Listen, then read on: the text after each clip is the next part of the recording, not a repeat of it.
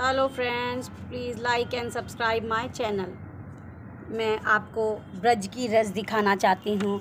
ये वो ही ब्रज भूमि की मिट्टी है जिसे मेरे कन्हैया जिसमें बैठकर खेला करते थे और आनंद लिया करते थे। ये देखिए मेरे कन्हैया ब्रज की रस से कितने खुश होते हैं, अभी भी आनंद विभोर हो जाते हैं ब्रज की रज में। कहते हैं ब्रज की मिट्टी को रज क्यों बोला जाता है? संपूर्ण कामनाओं को श्री कृष्ण की भक्ति प्राप्त करने के लिए ब्रज है। भगवान ने बाल्यकाल मतलब छोटे बचपन में यहाँ अनेकों लीलाएं की हैं। इस ब्रज की रज में लीलाएं की, उन सभी लीलाओं का प्रत्यक्ष गोवर्धन पर्वत श्री यमुना जी यहाँ की रज हैं।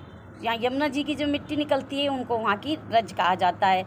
यहाँ की मिट्टी को रज बोला गया। इसके पीछे जो कारण है वह भगवान ने इसको खाते भी हैं हमारे कन्हैया इसको, और माता यशोदा के डांटने पर उस मिट्टी को उगल भी दिया था उन्होंने।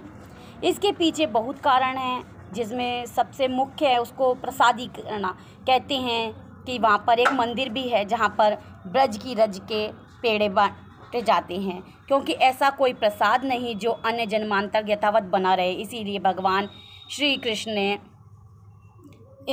भगवान ने ब्रजवासियों को ऐसा प्रसाद दिया जो ना तो कभी दूषित होगा और ना ही इसका अंत होगा।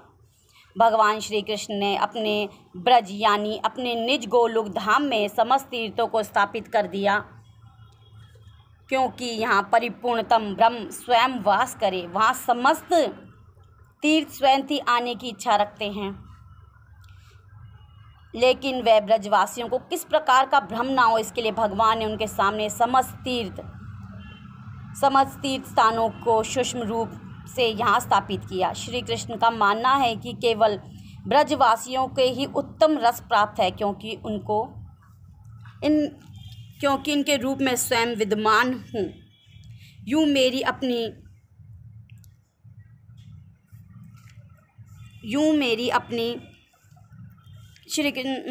अपनी निज प्रकृति से प्रकट हैं और विद्यमान हैं। अन्य जीव मात्र से मैं आत्मा रूप में विराजित हूँ, लेकिन ब्रजजनों का और मेरा स्वरूप तो एक ही है। इनका हर एक कर्म मेरी ही लीला है। इसमें कोई माता यशोदा को तीर्थस्थन की जब उनकी इच्छा हुई तीर्थ जाने की, तो भगवान ने चारों धाम यहीं संकल्प मात्र से प्रकट कर दिए। यहाँ रहकर जन्म और मृत्यु मात्र लीला है। मेरा संसार तो यह जन्मते हैं मेरे इस परम धाम को प्राप्त करने के लिए। समस्त ब्रह्मांड में अनेक ऋषियों मुनियों देवतागण मेरी चरण रज को, जो इस ब्रज गोलोक धाम की रज है जिसमें मेरी लीलाओं का दर्शन होता है, यही ब्रज रज है। कहते हैं कि ब्रज की रज के एक ऐसा मंदिर भी है जहाँ पर इनका प्रसाद बांटा जाता है ब्रज की रज का, और सब लोगों को इसी का पेड़े बनाकर बांटे जाते हैं और सब लोग इसी का प्रसाद बांटते हैं। और ब्रज की रज में जो आनंद है विभोर हो जाते हैं सभी लोग, क्योंकि इसमें बाल लीलाएं की गई है। हमारे कन्हैया की सारी बाल लीलाएं ब्रज की रज में ही हैं। वो उसी में खेला करते थे ब्रज की रज में। इस ब्रज की रज के तो कहने ही क्या हैं, क्योंकि हमारे कन्हैया इनको खाते भी थे।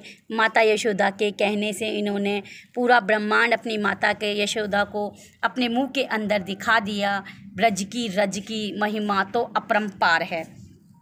कहते हैं ब्रज रज में जो चला गया वो वहीं का बन जाता है। ब्रज की रज में कहते हैं कि ये बहुत ज़्यादा ही पुण्यदय और फलदायिनी हैं।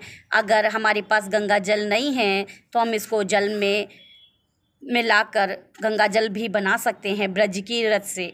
और ब्रज की रज के इतने अनेकों पुण्य प्राप्त होते हैं। भगवान को भी ब्रज की रज को जरूर लगाना चाहिए, क्योंकि श्री कृष्ण इसी से ही तो उत्पन्न खुशी होते हैं। श्री कृष्ण का ब्रज में जो जीवन बीता, ब्रज की रज की आप लीलाएं देखें तो आप भी आनंद विभोर हो जाएंगे। जय श्री राधे राधे, जय जय ब्रज राधे, जय जय श्री राधे राधे। कृष्ण भक्ति में डूब जाओ, श्री राधे रस ब्रज की कहलाओ, ब्रज की जय हो, श्री कृष्णा की जय हो।